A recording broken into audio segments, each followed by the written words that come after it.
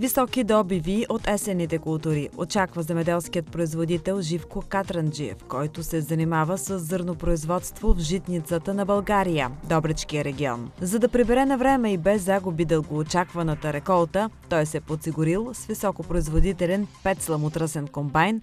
В сравнение с тези, които съм карал предните комбайни, които сме имали, за сега е може би най-икономичната, която имаме.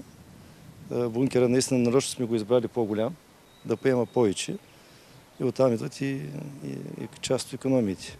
Бункерът за зърно е 7500 литра със скорост на разтоварване 90 литра в секунда. Също така, по думите на Живко Катранджиев, закупеният комбайн напълно отговаря на последните разпоредби на Европейския съюз по отношение на екологичните изисквания. Двигателят е Deutz Tier 4i с мощност 245 конски сили. Комфортът на оператора се осигурява от просторна и обезшумена кабина с климатик, удобна седалка, бордов компютър за настройки и управление на машината. За извършването на всякакви агротехнически мероприятия на полето Живко Катранджиев разчита и на трактор от същата марка.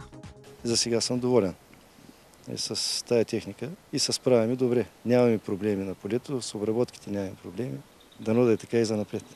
Причината за удовлетворението му се крие не само във възможностите на машините, но и в навременната доставка на резервни части и компетентното сервизно обслужване, осигурено от компанията доставчик на машините. Тя постоянно инвестира в обучението на сервизни специалисти, което се провежда в фабриките за производство на машините.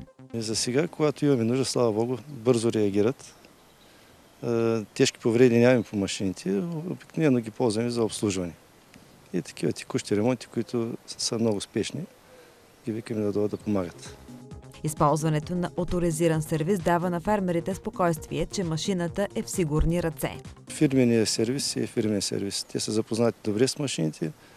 Няма да питат какво е станало, що е станало, само докато разберат какво е аварията, просто знаят какво трябва да направят. Наистина са компетентни и са много бързи. Просто реагират веднага, особено когато сме в кампании. Не знам дали имат и няколко часа, когато вече реагират и поддържат връзка по телефона постоянно, за да не се усложни повече аварията.